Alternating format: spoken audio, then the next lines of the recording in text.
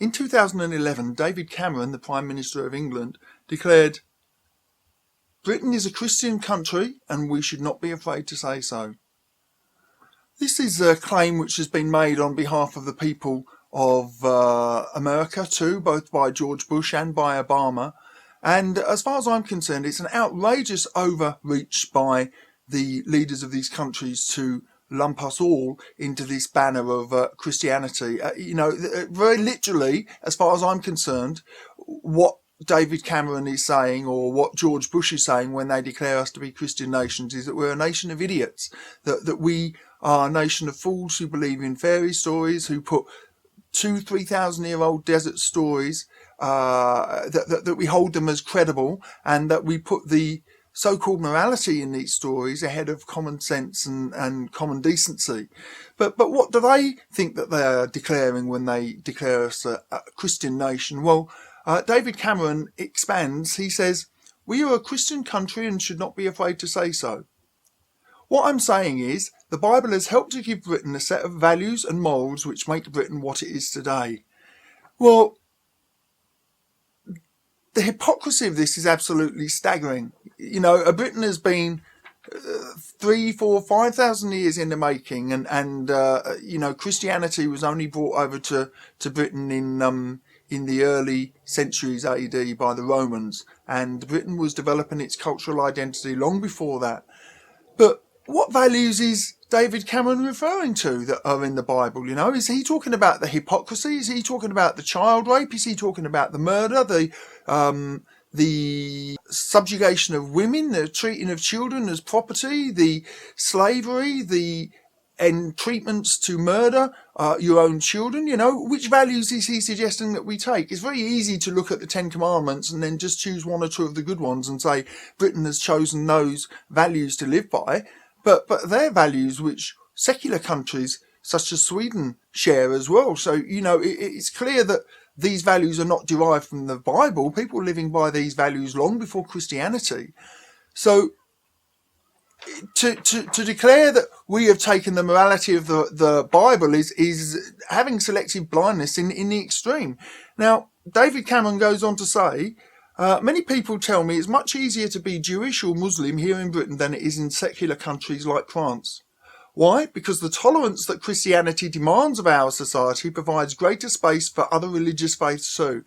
So again, this selective bias, this confirmation bias, where he sees only the good that he wants to see and not the evil, is quite staggering. Do you see tolerance when you see the fight against gay marriage? Do you see tolerance when you see the resistance to female clergy? Do you see tolerance when you see racism that's preached by the holy books? No, you don't.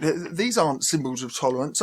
So again, if you wish to cherry pick the nice bits of the Bible and say they're the bits we live by, and ignore the horrible bits that we also use as justification for hateful behaviour, then you're nothing but a fool.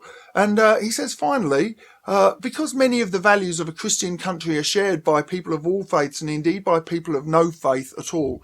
Well, he clearly says then that they're not Christian values, that these are just values of decency. These are values of humanity. That the golden rule, treat others as you would like to be treated, is not a Christian value at all. It may have been stolen by Christianity, but it's not, or co-opted by Christianity, shall we say, but it's not a Christian value, and the thing that most annoys me is that if you look at the 2001 census of Britain, there were 72% people who identified as Christian, and 16% at that time who identified as having no religion, and the rest made up of other religions.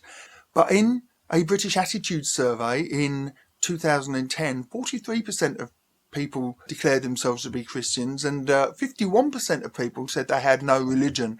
So it's clear that if you were to look at the intrinsic nature of British people, that we are actually a majority of non-Christians, and that in fact the trend is towards non-Christianity. Christians are actually, well, if not in a minority, certainly in a rapidly decreasing group in in Britain. And if you recall commentary by Richard Dawkins, where they further qualified the statement, I am a Christian, that even those who did declare themselves to be Christians said that they were often non-practicing and that their Christianity often amounted to nothing more than trying to live a good life. Now, the ultimate hypocrisy here from David Cameron is that he says, of his faith, he says, I am a committed but only vaguely practicing Christian, which, you know, are committed but vaguely practicing. Well, then you're not a Christian.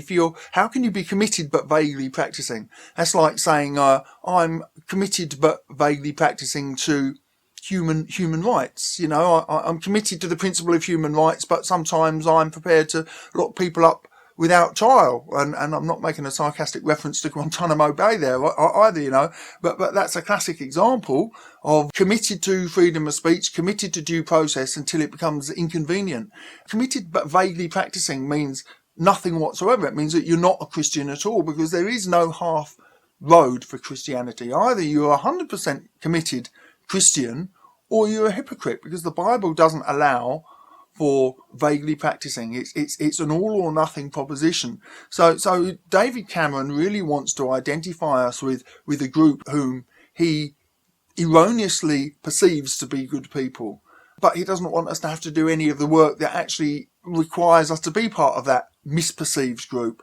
Anyway, you know, Britain is a Christian nation. No, quite clearly we're not a Christian nation. You know, the majority of us do not see ourselves as a Christian, and even those who do see ourselves as Christian don't live a Christian life. We don't live by Christian virtues. The fact that some of us may go to church, the fact that some of us may try to do good things, well, you know, most people, I think, in society try to generally live good lives, and that's not a Christian requirement.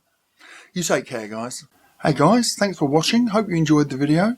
If you did, please take the time to rate and comment, and it would mean a lot to me if you would subscribe. Thank you.